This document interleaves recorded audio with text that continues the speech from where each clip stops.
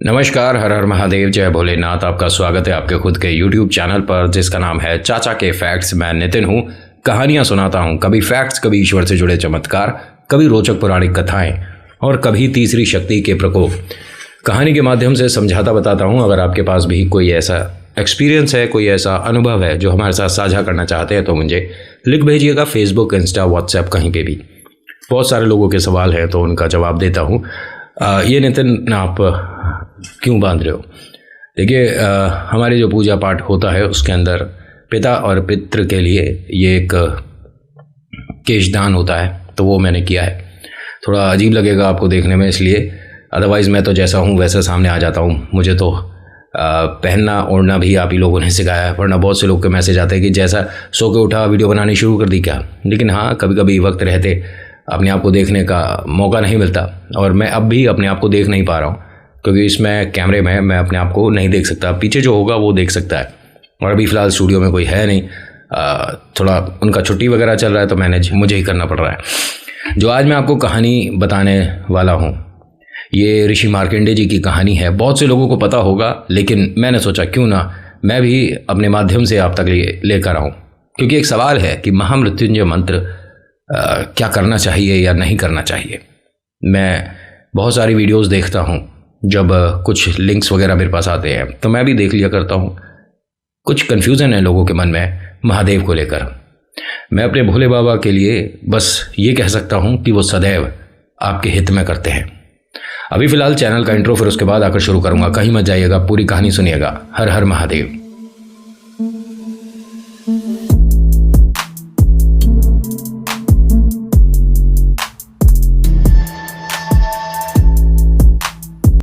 कहानी शुरू करने से पहले एक रिक्वेस्ट है कि अगर पसंद आती हैं तो प्लीज़ लाइक कर दीजिएगा, और अगर इस तरह की और कहानियाँ देखना चाहते हैं तो सब्सक्राइब ज़रूर करिएगा। शेयर करिए व्हाट्सएप, फेसबुक, जहाँ आपको लगता है कि उचित है भेजना तो भेजिएगा ज़रूर।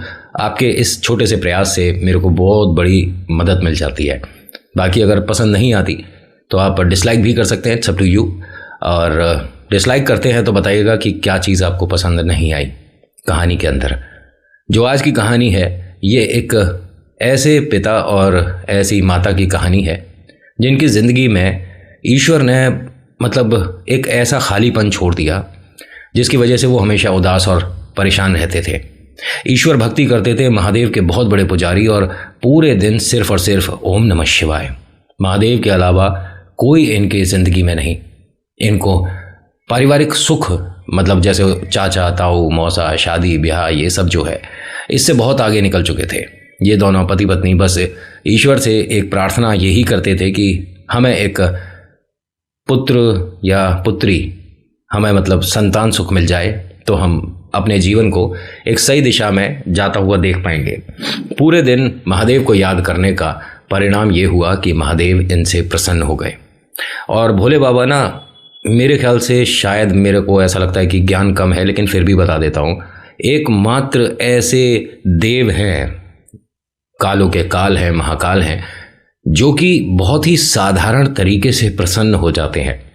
एक लोटा दूध, एक लोटा जल, थोड़ा से बेलपत्तर, महादेव प्रसन्न।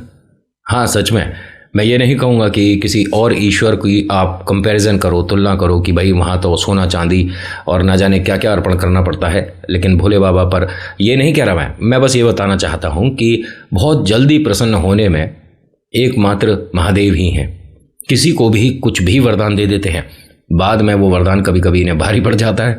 आपको याद ही होगा भस्मासुर, है ना? भस्मासुर अगर कन्हैया नहीं आते तो शायद महादेव मेरे ख्याल से अपने आप को संकट में देख रहे थे फिर कि यहाँ से मैं कैसे बाहर निकलूँगा, ये मैंने क्या कर दिया। भस्मासुर ने कितनी तपस्या करी। रावण का उदाहरण ले लीजिए। रावण कौन, आप जानते ही हैं। किसी और दिशा से देखते हैं हम, लेकिन अगर देखा जाए तो कैसा विद्वान पंडित, महादेव का कितना बड़ा भक्त, जिसने महादेव को कि मेरे को इतने प्यारे हैं कि मैं इन्हें अपने घर ले जाना चाहता हूँ। कैलाश पर्वत समेत महादेव को उठा लिया था जिसने। सोचो, रावण। खैर, हम अभी किसी और दिशा में जा रहे थे। कहानी हमें किसी और दिशा में लेकर जानी चाहिए, है ना? तो अभी फ़िलहाल इसी पर आता हूँ जो आज की कहानी है, ऋषि मार्कंडेय जी के बारे में। एक चीज़ और बताऊं, थोड़ा सा कन्फ्यूज़न हो तो क्लियर कर देता हूं। आज भी कहा जाता है कि एक गुफा में मार्कंडेय जी महामृत्युंजय मंत्र पढ़ रहे हैं। ठीक है, होता क्या है कि इनके कोई संतान सुख ना होने की वजह से ये बहुत निराश और परेशान थे। महादेव की इन्होंने पूजा अर्चना करी, महादेव प्रसन्न हुए, महादेव इनके समक्ष आए, सामने आए और कहते हैं कि मांग लो जो वरदान मांगना है। इन दोनों ने कहा कि हमें बस एक संतान सुख चाहिए, जीवन में और कोई कमी नहीं। महादेव पूरे दिन आपका गुणगान करने में चला जाता है, सुबह से शाम रात कब हो जाती है पता ही नहीं चलता। आपके सहारे से दिन गुजर रहे हैं, हम बहुत प्रसन्न हैं, बहुत खुश हैं, कोई समस्या नहीं, बस एक हो पाए तो संतान सुख जो एक कमी है उसे पूरी कर दीजिए। महादेव ने कहा कि आपके झोली में संतान सुख तो मिलेगा, लेकिन थोड़ा सा यहाँ पर आपको सोचना पड़ेगा। आपके लिए 2 विकल्प हैं, दोनों में से आप कोई भी चुन सकते हो। तो यहाँ ऋषि मार्कंडेय जी के पिता ने और माता ने पूछा कि बताइए क्या एक वो विकल्प होगा हमारे लिए, मतलब ऑप्शन, आपके लिए 2 ऑप्शंस हैं। तो उन्होंने बताया महादेव ने कि पहला कि आपके जो पुत्र होगा वो बहुत इंटेलिजेंट होगा, बहुत ज़्यादा विद्वान होगा, माता पिता की सेवा करने वाला होगा, उनकी हर बात मानने वाला होगा और एक सही राह पर चलने वाला होगा, लेकिन उसकी आयु सिर्फ और सिर्फ 16 वर्ष होगी, 16 साल। बहुत सी पुस्तकों में, बहुत से किताबों में हो सकता है कि ये किसी और तरीके से सुनाई बताई गई हो। जो मेरे पास पुस्तक है उससे मैंने जो सीखा, पढ़ा, जाना, तो मैं वो बता रहा हूँ। हो सकता है मैं कहीं गलत हूँ, तो मुझे गलत, बहुत गंदा गंदा बोलने के बजाय अच्छे से समझाना, मैं समझ जाता हूँ। और महादेव ने कहा कि दूसरा विकल्प ये है कि एक ऐसा पुत्र होगा जिसकी उम्र तो 100 साल होगी, लेकिन वो बहुत ज़्यादा पीड़ा में, कष्ट में रहेगा, तुम्हारी बातें नहीं मानेगा, और तो और उसे रोग भी होंगे, समस्याएं होंगी, लेकिन जिंदा रहेगा। परेशानियां होंगी, बहुत ज़्यादा परेशानियां होंगी उसको, लेकिन वो 100 साल जीवित रहेगा। और हाँ, आप दोनों को बहुत कष्ट भी दे सकता है, ये बात मैं पहले बता देता हूँ। अब दोनों ने एक दूसरे को देखा और कहा कि हमें ऐसा पुत्र दे दीजिए, भले ही उसकी उम्र 16 साल हो, लेकिन जो जीवन में अपना और हमारा उद्धार कर दे। हम उसके साथ इतने वर्ष खुशी खुशी रहेंगे, पूरा जीवन उसकी याद में ही काट देंगे। आप बस महादेव हमारे को ये जो खुश रहने और रखने वाला बच्चा है वो दे दीजिए। महादेव ने कह दिया कि जैसी तुम्हारी इच्छा, मैंने तो दोनों विकल्प दिए थे, बाकी तुम्हारी इच्छा, जैसा माता पिता चाहेंगे वैसा होगा। महादेव ने इनको वरदान दिया और हाँ, समय अनुसार 9 महीने बाद इनके घर एक पुत्र का जन्म हुआ। ये पुत्र जो था वो शुरुआत से ही ऐसा, मतलब देखकर उसे लगता था जैसे किसी ऋषि मुनि ने घर में प्रवेश कर दिया हो। इतना ज़्यादा उसके चेहरे पर तेज था जिसको देखकर हर कोई ये कहे कि ये साधारण बालक नहीं है। और हाँ, साधारण होगा भी कैसे, जब महादेव के वरदान से आया है तो साधारण तो बिल्कुल नहीं है। धीरे धीरे वक्त बीत रहा था, बच्चा बहुत ज़्यादा इंटेलिजेंट था, बहुत ज़्यादा कुशल था, माता पिता की सेवा करने वाला था, उनकी कभी भी बात को लांघता नहीं था। ध्यान से सुनिएगा, बहुत से लोग कहते हैं कि मतलब माता पिता जिनके मेरे पास मैसेजेस आते हैं कि हमारा बच्चा हमारी बातें सुनता कम है। कुछ लोगों के मैसेज आते हैं कि इग्नोर ही कर देता है, और कुछ लोगों के मैसेज आते हैं कि उसने हमसे करीब 2 साल से बात ही नहीं करी है। अब आप इन तीनों में से किसको भाग्यशाली कहोगे?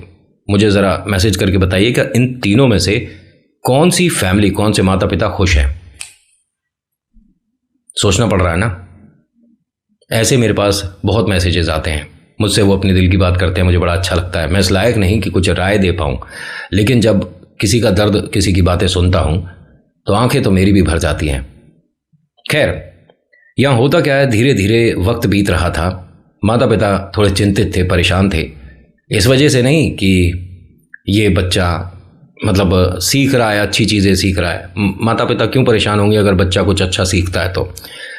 बस धीरे धीरे समय करीब आ रहा था। जब बच्चा ये 10 साल का हुआ तो ये मानिए कि इसको कैसे महादेव से प्यार हो गया, महादेव से उसे ऐसी लगन लग गई कि भैया सुबह दोपहर शाम रात ओम नमः शिवाय, हर हर महादेव।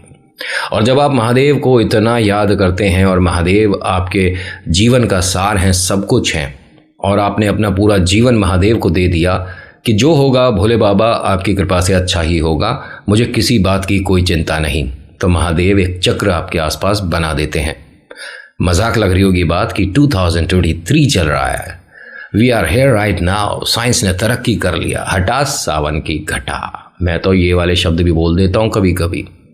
महादेव के आगे साइंस, इतनी सी भी बहुत बड़ी बात बोल दूंगा कि है ना, मेरे भोले बाबा के आगे साइंस की कोई वैल्यू नहीं है।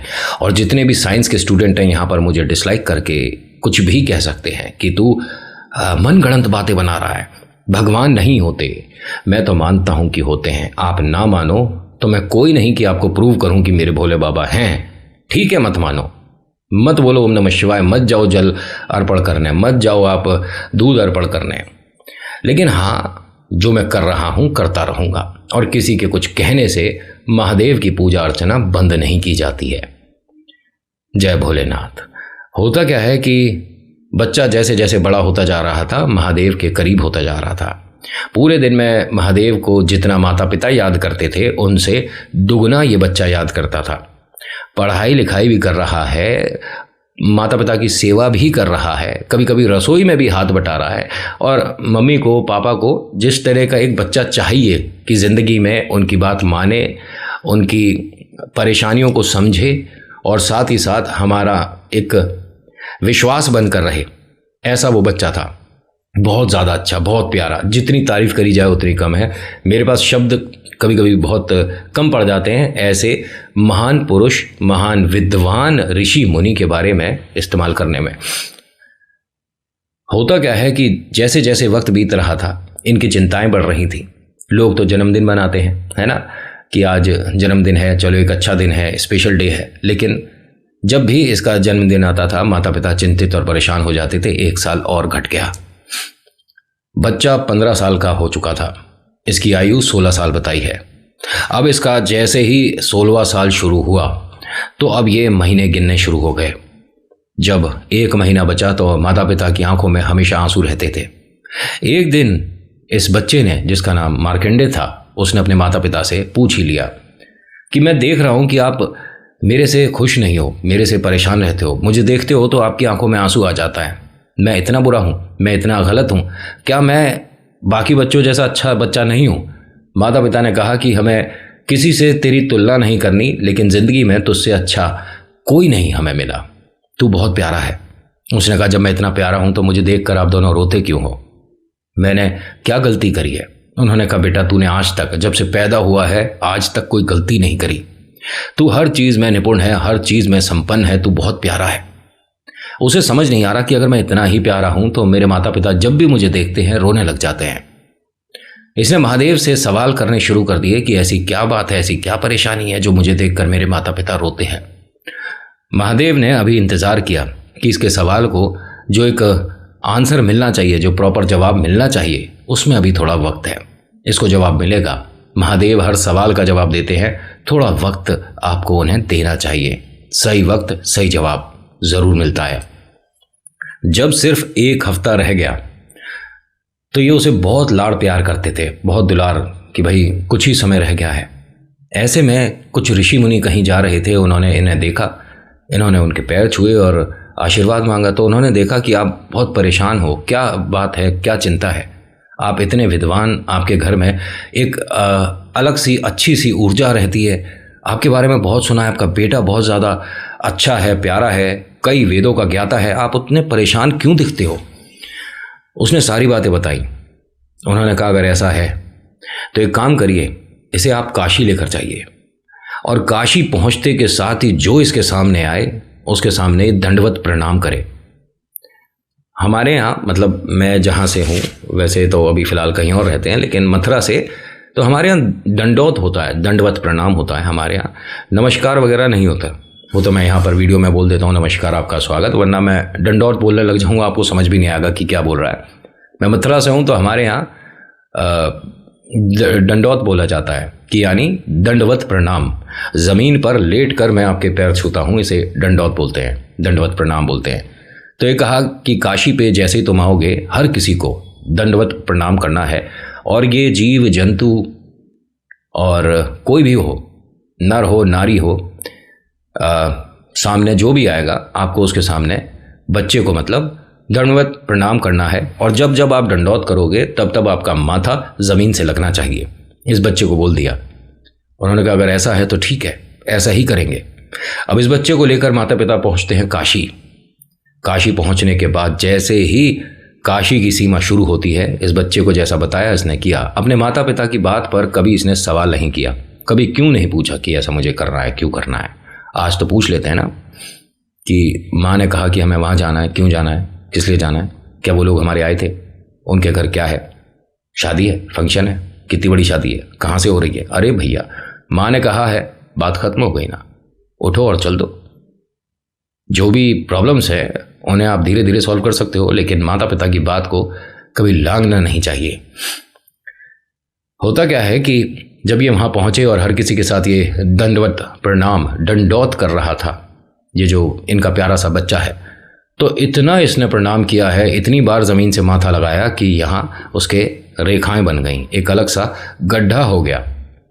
जैसे हमारे भोले बाबा के है ना, बहुत लोग हैं जो कि जब श्रृंगार करते हैं तो उनके नेत्र वगैरह बनाते हैं, उनका श्रृंगार करते हैं, ऐसे एक हल्का सा इसके निशान आया, लेकिन गड्ढा होता चला गया इसके माथे पर। अब यहाँ ये हर किसी से इसी तरह से दंडौत प्रणाम करता जा रहा था। अब सामने से ऋषि आ रहे थे, सप्त ऋषि आ रहे थे, और 7 ऋषि एक साथ देखना, उनको प्रणाम करना बहुत बहुत ज़्यादा पुण्य का काम होता है। हमारे धर्म में ये बात आज भी है कि अगर ब्राह्मण आपके घर आया है और साथ है, आप उन्हें चाय के गिलास पानी पिला दो, ये भी बहुत बड़ा पुण्य होता है। पुण्य के बारे में एक बात और बताऊंगा, अगर आप गाय को रोटी नहीं खिलाते हो तो मेरे ख्याल से अभी बता देता हूँ, अगर आपके कॉलोनी में, आपके आसपास सोसाइटी में, ऑफिस जाते में आप कहीं भी गाय मिलती है तो रुक कर उसे रोटी खिलाओ, एक रोटी उसके लिए अलग से बनाओ। गांव में हमारे पता है क्या होता था, पहली रोटी गाय की, आखिरी रोटी कुत्ते की, ऐसी बनाते थे। घर में आप डॉगी रखो नहीं रखो अलग मैटर है, आप बाहर जाकर किसी भी एक डॉगी को एक रोटी ज़रूर खिलाया करो।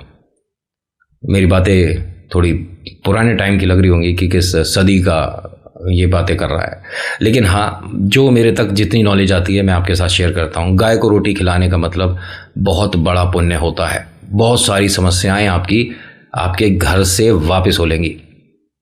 बहुत छोटा सा उपाय बता रहा हूँ, कभी करके देखिएगा, ठीक है, और ज़्यादा नहीं, 11 दिन करके देखिएगा। 12वें दिन से आपका खुद मन करेगा कि गाय को रोटी ज़रूर खिलाऊंगा, एक रोटी गाय की और एक रोटी डॉगी की ज़रूर बनाया करो। बाकी आपकी इच्छा है, मेरी बात को ऐसे ही मान लो कि बेवकूफ़ है क्या, फालतू की बातें करता रहता है। लेकिन हाँ, ये कुछ चीज़ें हैं जो आजमाई हुई हैं, जो असरदार है। होता क्या है कि जैसे ही इन दोनों ने, तीनों ने, सॉरी, मार्कंडेय ऋषि जी ने, जो इनके बेटे हैं, पुत्र हैं 16 साल के, और माता पिता, इन सभी ने उनके आगे जैसे ही दंडौत प्रणाम किया तो उन सब ऋषि ने एक साथ इन तीनों को वरदान दे दिया, दीर्घायु भव, यानी कि उम्र आपकी काफ़ी लंबी हो, आप स्वस्थ रहें, खुश रहें, ईश्वर आप पर कृपा करे। जैसे ही इन्होंने ये सुना, ये एकदम उठकर खड़े हो गए और कहते हैं ऋषि मुनि से कि आपने ये क्या बोल दिया। उन्होंने कहा क्यों, क्या हो गया? आपको, आपके बच्चे को, आपकी धर्मपत्नी को हमने आशीर्वाद दिया है कि आप जुग जुग जियो, दीर्घायु हो, आप हमेशा खुश रहो, स्वस्थ रहो और ईश्वर आप पर कृपा करे। उन्होंने कहा कि मैं अपने बेटे के बारे में आपको बताना चाहता हूँ। जैसे ही उन्होंने बताया कि महादेव का आदेश है कि ये 16 साल बाद वापस चला जाएगा, तो आप उनकी बात को कैसे, उन्होंने कहा एक बात ये बता देते हैं कि हम ऋषि हैं, हमारी बात खराब नहीं हो सकती, ठीक है। थोड़े से आज की भाषा में बात कर रहा हूँ, माफ़ी चाहूँगा। हम जो कहते हैं, हम जो वरदान देते हैं, या तो हमारे दिल से निकलता ही नहीं, ठीक है, और अगर निकला है तो वो कभी पलट नहीं सकता। अगर हमने कह दिया कि दीर्घायु हो तो इस बच्चे की आयु दीर्घ ही होगी, इसको कोई कष्ट नहीं हो सकता और इसे कोई यमराज लेकर नहीं जा सकता। उन्होंने कहा आप कैसी बातें कर रहे हो, महादेव के आगे कौन अपनी बात मनवा लेगा, आप क्या बोल रहे हो? उन्होंने कहा अगर ऐसी बात है तो आपके हिसाब से बच्चे के कितने दिन बचे हैं? तो उन्होंने बताया कि कल आखिरी दिन है इसका, तो आज ये हमें दे दो। उन्होंने कहा मतलब? कह रहे आपके लिए तो आपका बच्चा कल चला ही जाएगा, आप इसे हमें दे दो, हम देखिए आपको क्या एक परिणाम दिखाएंगे। अब माता ने भी कहा कि जब ये सप्तऋषि कह रहे हैं तो इनकी बात पर यकीन करना चाहिए, भरोसा करना चाहिए, क्या पता कुछ चमत्कार हो जाए। माता पिता तो यही चाहेंगे। उन्होंने हाथ जोड़कर अपने बच्चे से कहा कि सप्तऋषि के साथ जाइए बेटा। उसने अपने माता पिता की बात का पालन किया और वो इन सभी के साथ 7 ऋषि के साथ चल दिया। ये सीधा पहुंचते हैं ब्रह्मा जी के पास, जो सप्तऋषि हैं।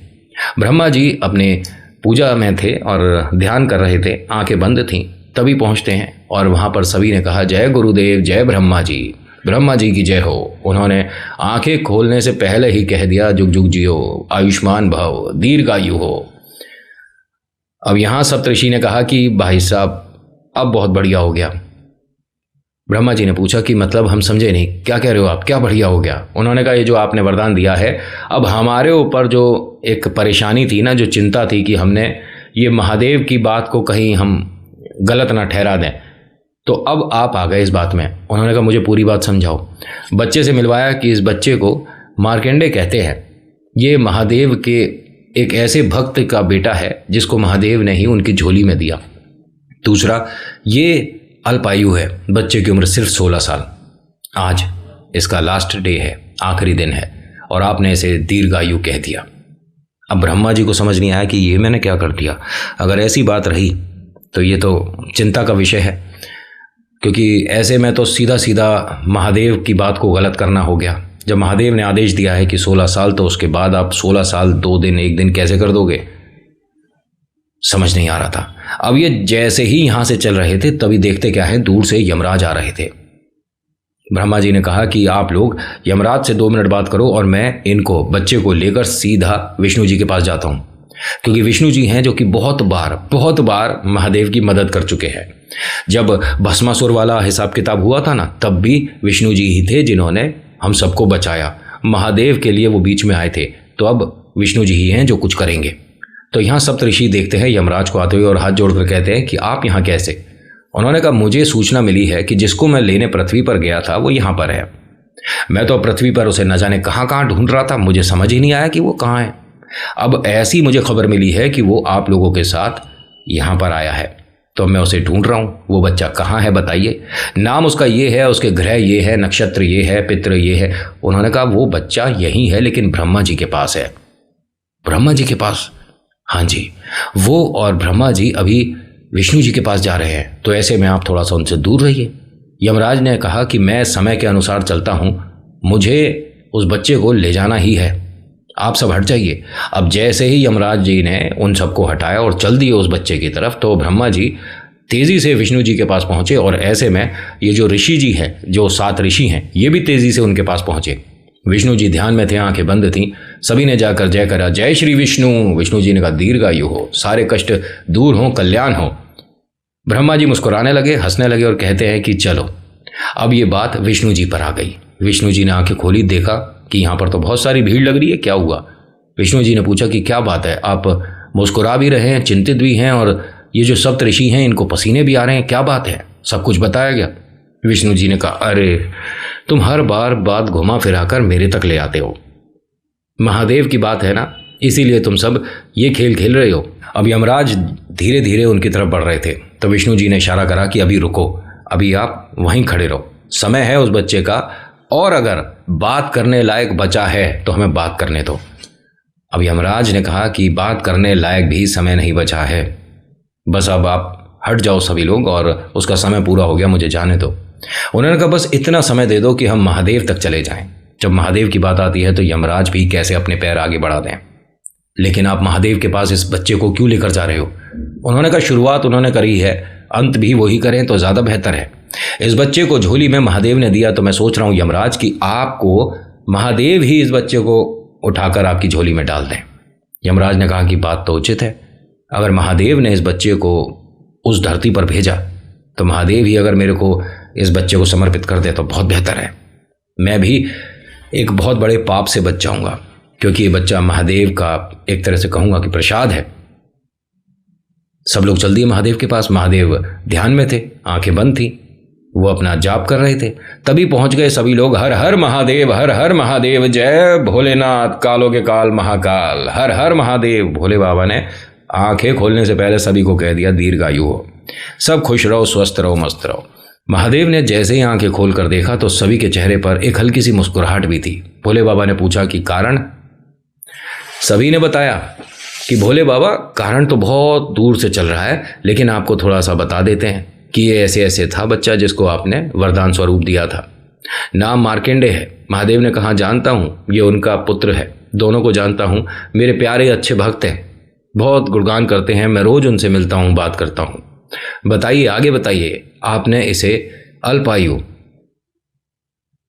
कहकर उनकी झोली में दिया था, आज इसका समय पूरा हुआ, पीछे यमराज खड़े हैं जो ले जाने वाले हैं। हमारे पास आए थे तो हमने बिना ध्यान दिए, हमें पता ही नहीं था और हमने दीर्घायु बोल दिया, इस बच्चे को वरदान दे दिया, इसकी आयु 100 वर्ष हो, ये हमेशा स्वस्थ रहे, खुश रहे, और हम समस्या में आ गए। हम ब्रह्मा जी के पास आए, ब्रह्मा जी ने भी यही काम कर दिया और ठीक ऐसा ही विष्णु जी ने कर दिया। तो अब घूम फिर कर बात आप पर आ गई। महादेव ने कहा जब बात मेरे तक आ गई तो मेरे पर ही समाप्त हो जाएगी। उस बच्चे के सिर पर हाथ रखा महादेव ने और कहा कि तू परेशान मत हो, तू स्वस्थ रहेगा। और जब मैंने बोल दिया दीर्घायु चिरंजीव भव, तो फिर तू चिरंजीव ही है। यमराज जैसे ही 2 कदम चले तो उसने महादेव को इस तरह से पकड़ लिया। उस बालक ने, जो 16 साल का बालक था, महादेव की एक तरह से कहते हैं ना कि हम कौली भर ली। मैं इनके साथ नहीं जाऊंगा। यमराज को देखकर बोला कि मैं इनके साथ नहीं जाऊंगा, और उसने शुरू करा महामृत्युंजय मंत्र।